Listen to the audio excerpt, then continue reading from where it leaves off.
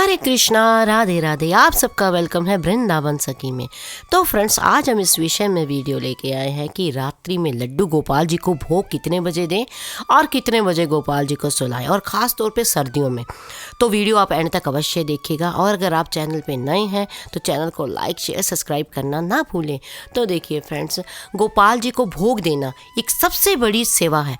यानी हमारे प्यारे जो हैं भोग के रसियाँ हैं, और ठाकुर जी को हम भोग लगाते हैं। हाँ, एक बात, जैसे भी अब रिश्ता हम चाहे कोई भी रखें गोपाल के संग, लेकिन हर रिश्ते में भोग लगाना ज़रूरी है, क्योंकि ठाकुर जी की सेवा भोग सेवा विशेष भोग सेवा है। तो देखिए, वैसे तो जो मंदिरों में तो भोग दिन में कई बार लगाया जाता है विधि विधानों के साथ, लेकिन हम लोग गृहस्थी हैं, तो गृहस्थियों को भोग लगाने का कम से कम, अगर आप लड्डू गोपाल की सेवा करते हैं तो कम से कम दिन में 5 बार भोग लगाना बहुत ज़रूरी है। और सर्दियों में रात्रि कितने बजे भोग लगाना, उसके विषय में भी हम बात करेंगे। सबसे पहले 5 भोग कौन से, और आजकल तो वैसे भी थोड़ी सर्दी पड़ रही है, तो सर्दियों में भोग कितने बजे लगाना चाहिए। तो देखिए, ठाकुर जी को सर्वप्रथम भोग जो लगता है, जब गोपाल को हम उठाते हैं सुबह, उठा के बिठाते उसी समय, क्योंकि हमारे ठाकुर जी को भूख बर्दाश्त नहीं है, वो भूखे नहीं रह पाते हैं, उनको उठते ही भूख लगती है। तो सर्वप्रथम जो पहला भोग होता है वो होता है दूध का। तो ठाकुर जी को सबसे उठते ही, आँख खुलते ही दूध का भोग लगाया जाता है। फिर उसके बाद दूध का भोग लगाने के बाद ठाकुर जी की मालिश की जाती है। मालिश करने के बाद जो दूसरा भोग ठाकुर जी को लगता है, वो लगता है जो भी आप नाश्ता गोपाल जी के लिए बनाते हैं, परांठी पूड़ी इत्यादि, जो भी आपकी रूटीन है, उस रूटीन के अकॉर्डिंग जो गोपाल जी को आप देते हैं, दूसरा भोग ठाकुर जी को फिर लगता है। यानी स्नान इत्यादि करके श्रृंगार करके गोपाल का फिर भोग ठाकुर जी का वो लगता है। और तीसरा भोग लगता है जो दोपहर को भोजन आप बनाते हैं ठाकुर जी को, वो दोपहर को उसका भोग लगता है, दाल चावल परांठा इत्यादि कुछ भी। फिर उसके बाद जो चौथा भोग लगता है ठाकुर जी को, चौथा भोग लगता है शाम के टाइम, जिसे जैसे हम लोग भी खाते हैं, जिसे इवनिंग स्नैक्स हम लोग बोल देते हैं, वैसे शाम के टाइम ठाकुर जी को कुछ भी हल्का फुल्का आपने, जैसे कोई घर में पिन्नी बना रखी है या मठरी बना रखी है, या कुछ भी हल्का फुल्का फल इत्यादि का भोग जो है शाम के टाइम ठाकुर जी को लगाया जाता है। फिर उसके बाद लगता है रात्रि भोग। रात्रि को जो भी भोजन आपने बनाया है, वो भोजन का आप भोग ठाकुर जी को लगाते हैं।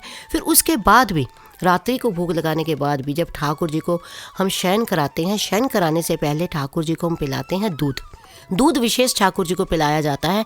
तो ठाकुर जी को दूध पिला के फिर उसके बाद ठाकुर जी जब दूध पी लें, उसके बाद फिर ठाकुर जी की करते हैं हम लोग मालिश।